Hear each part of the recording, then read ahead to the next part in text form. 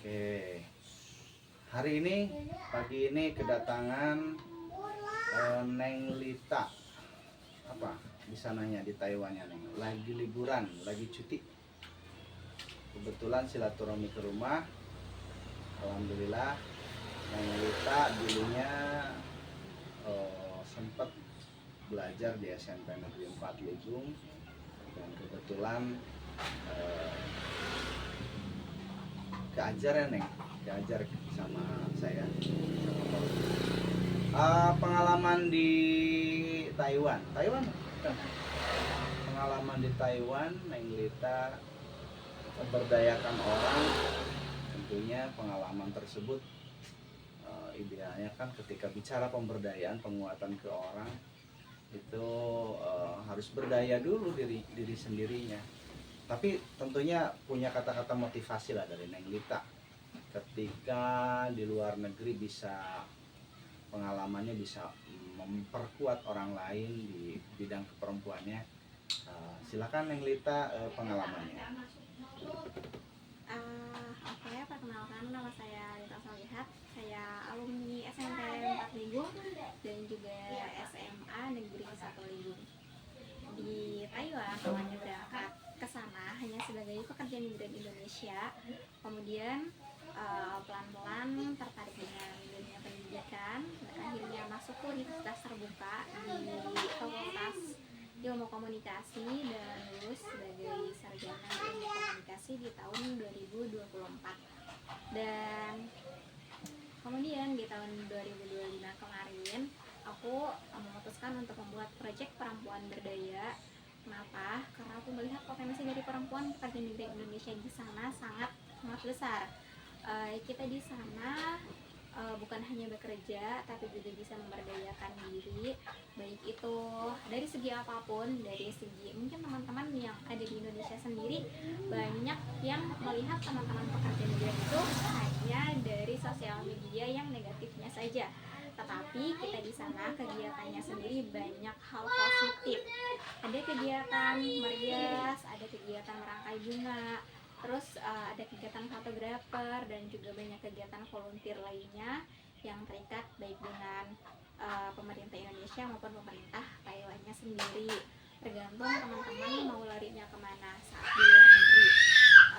Kemudian kenapa aku membuat perempuan berdaya? Dari potensi-potensi yang aku lihat ini, aku ingin menyatukan teman-teman yang ada di sana supaya teman-teman di Indonesia sendiri yang merasa bahwa kita ini dari ekonomi rendah, nggak punya mimpi, nggak punya apapun, berangkat ke luar negeri itu tanpa potensi apapun. Enggak, itu tergantung diri kitanya masing-masing. Teman-teman mau larinya kemana, balik lagi di luar negeri kita bisa tumbuh secara finansial dan mental gitu. Jadi yang aku lihat dari perempuan, apalagi sebagai tonggak peradaban, kita harus memberdayakan diri kita sebelum keluarga kita, sebelum anak kita, dan sebelum orang lain, kayak gitu. Jadi semoga untuk teman-teman yang ada di Indonesia maupun di mana. Luar biasa, Neng Lita Solihat. Lita itu ada dua, ada Lita Cynthia, ada Lita Solihat. Maklum udah ini. Tentunya luar biasa pengalaman dari Neng Lita, bisa menjadi pemberdaya, dan dilihat dari sisi positifnya ternyata kegiatannya banyak sekali. Kegiatan-kegiatan yang memberikan motivasi untuk orang bahwa bekerja di luar negeri tidak hanya mencari uang, tapi membuat relasi, jaringan pertemanan, dan yang diutamakan adalah kecerdasan berelasi. Ketika kita memiliki kecerdasan berelasi, tentu itu merupakan aset bagi kita, sehingga bisa dimanfaatkan untuk menguatkan mental ke depannya sebagai BMI ya, buruh migran Indonesia. Ketika pulang dari luar negeri, ini sudah memiliki ijazah S1, bahkan bisa S2. UT-nya UT Indonesia atau UT Taiwan?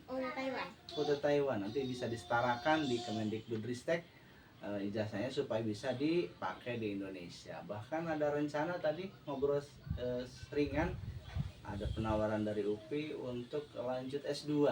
S2-nya jarak jauh juga mungkin ya.